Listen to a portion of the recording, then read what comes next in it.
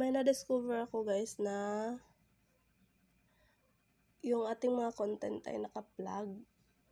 Kailangan natin yung i-delete para hindi mabura ang ating account or para ma-recommended yung ating Reels, ating account sa Reels. Punta tayo dito sa tatlong guhit. Punta tayo sa dashboard. Ayan, dito sa profile recommendation, pindutin natin to. Profile recommendation. Recommendable naman daw tayo pero may naka-flag content. Paano natin to maaalis? Pindutin lang natin tong manage content kasi pag hindi natin yan ma-delete, wala, ang dami. So hindi talaga advisable na mag-share ng video kasi maapektuhan din yung ating account. Pindutin natin tong the post, delete the post. Ay, bakit ayaw? Wait lang. Pindutin natin to. This post may go against our guidelines. So, ano to? May shinare akong video. Ay, hindi pala.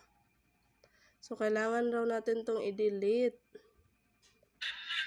Bakit kaya, no? Pero i-delete na lang natin. When your profile share content that might go against our guidelines, impact. Ito daw yung ano. So, i-delete na lang natin yan para wala nang problema. Sayang naman yung views niyan, pero hayaan na lang. So, ayun, na-delete ko na yung isa. I-back muna natin. Balik tayo dito ulit.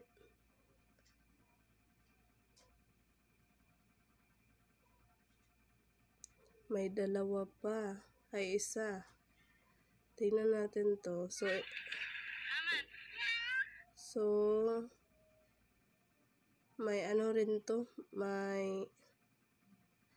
Kailangan talaga to tanggalin. I-delete na lang din natin. Para wala nang problema. Tingnan natin mamaya o recommended na ba yung ating profile.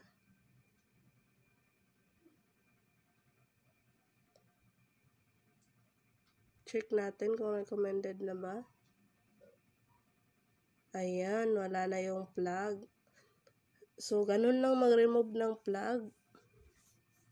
I-delete na lang talaga yung mga hadlang na videos para profile recommendation. Recommendable na yung profile natin. Wala na yung dalawang hadlang. So, pag pabayaan natin yun, may chance na hindi na makita ng iba yung mga reels natin. Sobrang maapektuhan. Kaya, ugaliin natin kapag nag-upload ng video, i-check yung profile recommendation kung may naka-plug na naman ba na video. Kasi siguro may mali doon sa video or may na-copyright or ganun. Or basta huwag din kayo mag-share ng videos.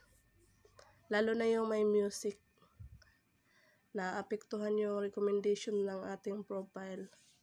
So, ayun lang. Sana makatulong tong video na ginawa ko. Ganun lang pagtanggal ng naka-flag na mga content. Kasi talagang hadlang pag may naka-flag. Check nyo dito puntahan nyo yung professional dashboard. Profile recommendation. Ay, bakit may naka-flag pa din? I-refresh ko na lang yan mamaya. So, profile. Ayun, pindutin natin to. Wala na dito yung yung naka-plug. So, ganun lang pagtanggal ng naka-plug, i-delete na lang kaagad. Huwag na manghinayang sa views. Kasi may chance yun na hindi na makita ng ibang tao yung mga reels upload natin, mga videos. Kaya medyo malaking hadlang kung naka-plug yung content. May naka-plug na content. So, ganun lang. i-delete na lang talaga. Sana makatulong tong video na ginawa ko. Yung ito, i-refresh ko lang to mamaya para talagang gumanito na siya. Wala na yung mababasa na flag. So, ayun lang. Bye-bye.